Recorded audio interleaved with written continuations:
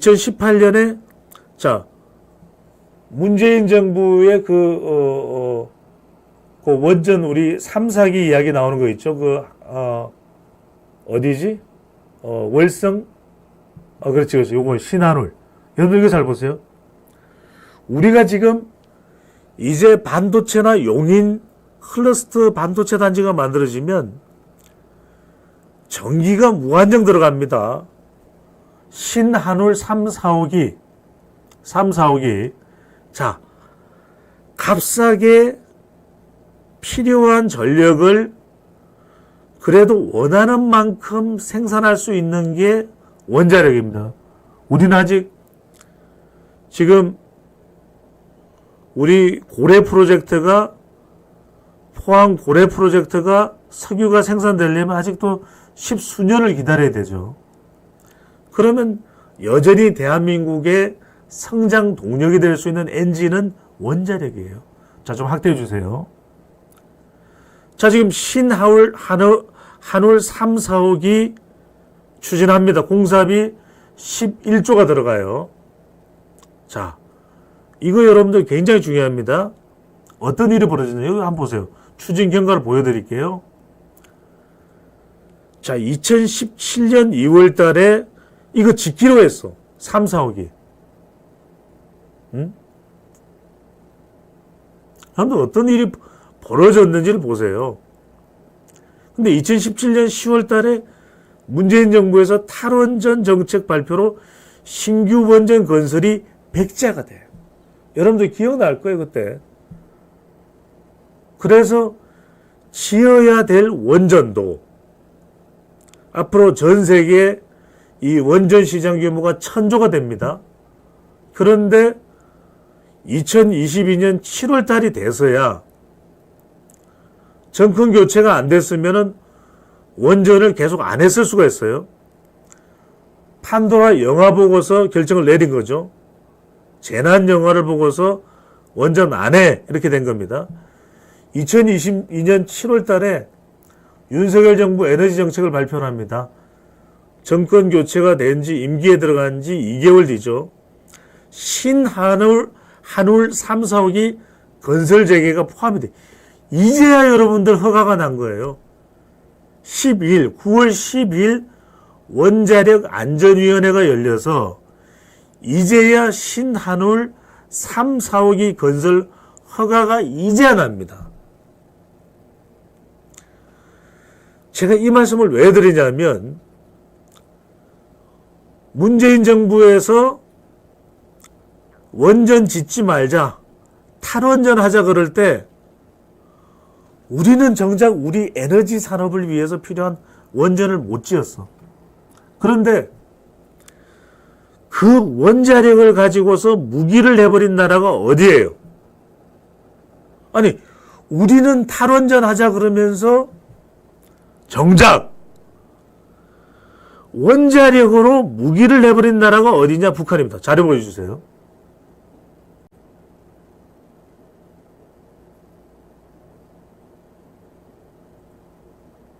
여러분들 이거 한번 보십시오.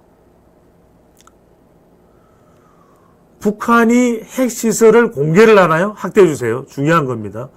관련되는 자료 다 보여드릴게요. 자, 8월 달에 국제원자력기구, 지금 우리가 IAEA 관련해서 일본 방류수, 후쿠시마 오염수 이것도 중요합니다. 더 중요한 건 이거예요. 8월 달에 국제원자력기구가 뭘 발견했냐? 북한이 비밀 핵시설 강선단지를 재가동했다라는 정황을 포착한 겁니다. 이게 무슨 유령단체가 한 게 아니에요. 올려보세요. 이 강선단지가 어디에 있냐? 평양에 있다는 겁니다. 대동강에, 남포 쪽에. 미국 정보당국이, 미국 민주당 정부죠. 북한의 비밀 핵시설로 오래전부터 지목을 했던 것이 강선단지예요. 8월 IAEA가 면적 및 시설 확장 보고서를 발표를 한 겁니다. 그러니까 우리는 탈원전을 할 그 시기에 북한은 어마무시한 핵 시설을 비밀리에 뭐라고 되어 있습니까, 여러분들? 시설 확장 보고서입니다. 다른 자료 보여주세요. 다 보여드립니다, 자료를. 북한 탄도미사일 발사 일지를 보여드릴게요. 자, 이걸 여러분들이 이런 걸 보셔야 됩니다. 왜냐하면 정확하게 여러분들, 자, 올해 들어서 발사된 걸 좀 확대하세요. 제 영상은 치워도 돼요. 자, 더 확대를 하세요. 정확하게 보여드릴게요, 여러분들. 제가 무슨 말씀이냐. 여러분들 이걸 잘 보셔야 돼요. 지금 발사해서 보면 원상과 장현은 한 번이에요. 지도 보고 계시죠? 그런데 이게 중요합니다. 지금 10번부터 1번부터 1번, 2번, 3번, 4번, 6번, 7번, 9번, 10번 모두 8번이에요. 이것을 여러분들 이 포물선으로 되어 있는 거 보십시오. 약 400km를 비행을 했다. 여러분들 400km면 어디다? 지금 평양에서 400km면 정확하게 서울, 인천, 경기입니다. 여러분 400km는요. 북한에서 일본을 가는 거리가 아닙니다. 북한이 베이징을 향해서 쏠까요? 어린 반프로시도 없는 소리죠. 400km가 서울, 인천, 경기입니다. 내려와 보세요. 내려와 보세요. 쭉 밑으로 내려보세요. 자, 9월달을 한번 보세요. 여러분들 9월달 잘 보세요. 9월 12일 단거리 탄도미사일인 SRBM이 발사가 됩니다. 18일을 보세요. 여러분들 ICBM입니까? ICBM이면 미국이에요. 저는 이걸 텍스트로 분석을 하는 겁니다, 여러분들. 왜 제가 이걸 분석을 해드리냐. 저는 데이터 전문가이기 때문에 어떤 걸 보냐 하면은 이 데이터에 있어서 주목해야 되는 부분을 보는 거예요. 미국이 겁을 낸다면 ICBM이에요. Intercontinental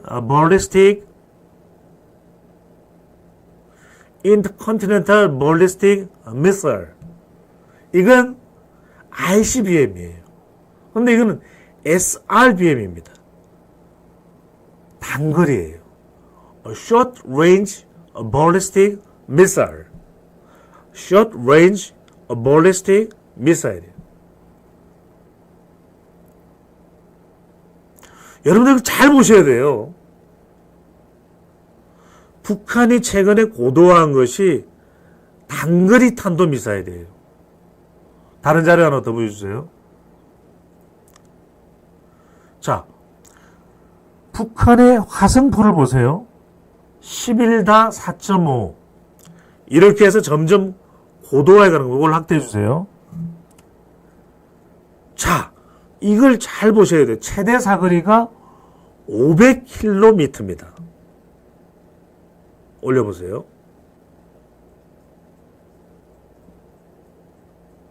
지금 이런 자료에 대해서 분석을 해서 국회에서 이야기를 하나요? TV 방송에서 이야기를 하나요? 자, 배종찬 소장이 주목하는 건 이런 부분이에요. 군사 전문가들은 다른 방향에 접근을 하겠죠. 그렇지만 저는 데이터 수치에 주목을 합니다. 어떤 수치냐면 계속해서 빈번하게 노출이 되는 수치예요. 자, 중등 사거리 9월 18일 송입니다. 320km예요. 여러분 320km면 미국을 가나요? 일본을 가나요? 자, 밑으로 내려오세요. 목표 명중 정확도와 초대형 탄두의 폭발 위력 확증을 위한 시험 발사에 성공을 했다. KN-23이 뭐냐면 단거리 탄도미사일 북한판 이스칸데르입니다. 여기서 여러분들 주목하셔야 돼요. 이스칸데르는 꾸불꾸불하게 날아가서 목표물을 맞추는 것이기 때문에 우리가 이른바 페이트리엇이나 이런 미사일로 맞추기가 매우 어렵다라고 이야기하는 것이 북한판 이스칸데르입니다. 왜? 얘가 들쭉 날쭉 울퉁불퉁 날아가기 때문에 맞추기가 매우 힘들어요. 자료 더 이상 없죠? 자, 이 말씀을 제가 드리는 겁니다. 이런 상황에서 윤석열 대통령이 24조가 걸려있는 북한의 아니죠. 체코의 두코바니 바로 보여주세요. 체코의 두코바니 사진을 보여주세요. 자, 여러분들 이게 무진장 중요합니다. 자, 우리에게는 왜 중요하냐면 우리 K방산이 무진장 수출이 되고 있는 폴란드죠. 바로 밑에 체코입니다. 두코바니 유전이 프라하로부터 1700km가 떨어져 있는 두코바니 원전입니다. 자, 프라하에서 밑으로 그대로 아래쪽으로, 자, 오른쪽으로 가 있는 게 두코바니죠. 프라하에서 그대로 밑으로 내려오면 테물린이 있습니다. 테물린이 30조짜리고요. 두코바니가 24조입니다. 자, 20년 동안 AS를 하는 걸 따지면 두코바니가 48조고 테물린이 30조 곱하기 1을 하면 60조입니다. 100조예요. 100조의 투자가 투입되는 이 원전에 지금 우리가 우선 협상 대상자입니다. 미국의 웨스팅하우스가 돈 좀 삥 뜯으려고 딴지를 걸고 있지만 요건 통하지가 않아요. 통하지가 않습니다. 아랍에미레이트에 때도 바라카 원전을 할 때도 삥 뜯으려고 시도를 했지만 웨스팅하우스가 목적을 달성하지 못했습니다. 자, 윤석열 대통령이 가는 이유도 파벨 대통령과 피트로 파벨 대통령과 완전히 이제 쐐기를 박으려고 말뚝을 박으려고 가는 거죠. 자, 내일 또 일라 총리를 만나고 또 상하원을 연달아 만납니다. 자, 다른 자료 보여주세요. 자, 일정이죠. 자, 여러분들 이게 왜 중요해요? 지도를 그대로 한번 더 보여주세요. 자, 지금 여러분들 여기서 두코바니 원전이 있고 프라하에서 그대로 내려오면 체코 글자 바로 밑에쯤 테물린이 있어요. 그 동그라미를 좀 쳐주세요. 거기에 테물린이 있고 풀젠이 왜 포함이 되어 있냐. 풀젠에 윤석열 대통령이 방문을 합니다. 풀젠에 원전 뭔가 시설이 가 있어요. 시설이 가 있습니다. 자, 그래서 풀젠에 원전 관련된 체코의 기업들이 있기 때문에 여기도 방문을 해요. 그 다음에 체코에는 또 뭐가 있습니까, 여러분들? 현대차 공장이 가 있죠. 현대차 공장이 체코에 있습니다. 유럽의 수출 물량이 체코에서 가고 앞으로 여기서 이제 전기자동차까지 많이 생산됩니다. 체코가 폴란드와 체코는 거의 이제 우리의 유럽 전진기지, 생산기지가 된다고 봅니다. 여러분들 지도를 보실 때 보통 폴란드까지가 이제 중유럽이 됩니다. 자, 독일이 이제 서유럽이 되죠.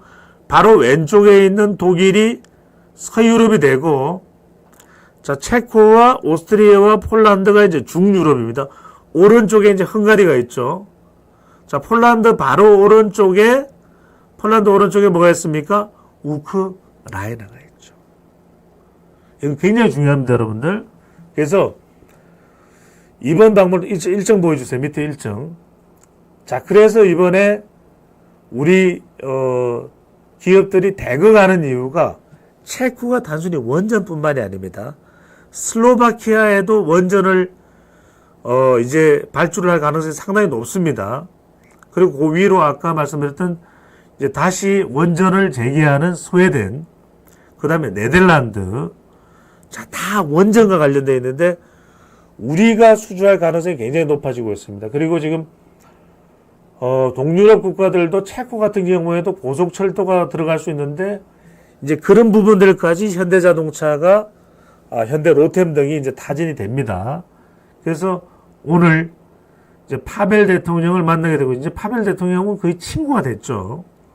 그 다음에 내일 중요합니다. 지금 이게 2박 4일 일정이기 때문에 사실상 잠을 자는 건 비행기에서 이틀 밤을 자고 현지에서는 2박밖에 못합니다. 20에서 21일 일정을 보시면 그래서 윤 대통령과 페트로 피알라 총리가 풀젠시를 방문한다. 이거 여러분들 궁금했잖아요. 풀젠시에 원전 설비 관련 기업이 있어요. 여기를 갑니다. 피알라 총리. 이게 지금 체코는 대통령, 총리 다 중요합니다. 상하원 밑으로 내려보면 상하원 의장과 각각 면담이죠. 의회까지 세기를 박아버립니다. 그렇죠? 그런 다음에 윤석열 대통령이 바로 일정을 해서 토요일, 오는 22일 토요일 서울에 20일이 금요일이고 20일 일요일 서울에 도착을 할 예정입니다. 자, 지금 전국 노래자랑에서 제가 보신 분들이 많군요. 자, 전국 노래자랑, 네. 자, 언제 한번 여러분들이 좀 전국 노래자랑 무대가 나오고 있군요. 여러분들이 좀 지쳐있을 때 배종찬 소장이 한 번 더 여러분들을 위해서 제가 가장 무조건 사랑하는 여러분들을 위해서 무조건이야 한 번 더 노래를 불러드리도록 하겠습니다. 자, 원전 자료 한 번 더 보여주세요. 자, 여러분들이 내용을 정확하게 알아야 됩니다. 그래서 팀 코리아, 여러분들 이게 우리 경제에도 얼마나 중요하냐. 지금 미국 연준이 기준금리를 인하하고 있지만 우리 주식이 어떻게 될지 아직까지 모릅니다. 이 상황에서 팀 코리아, 지금 한국 수력 원자력도 달려있죠. 한전 기술도 들어가 있죠. 한전 KP에서도 다 상장되어 있는 회사들이죠. 한국 원자력 연료, 두산 에너빌리티, 대우건설까지 다 포함이 되어 있습니다. 자, 현대건설이 왜 포함이 안 되어 있냐? 자, 현대건설은 또 지금 다른 쪽에 원전 건설 관련해서 지금 현대건설이 또 투입이 될 겁니다. 자, 밑에 정확하게 나와 있네요. 태멀린 원전 나와 있죠? 3, 4호기. 그래서 두코바니 2기, 요거를 두코바니 원전을 수준화하면 거의 태멀린은 따라오게 돼 있어요. 태멀린은 따라오게 돼 있습니다. 뭐라고 돼 있냐? 이번 두코바니의 최종 계약서에 서명을 하게 되면은 태멀린은 우선 협상권입니다.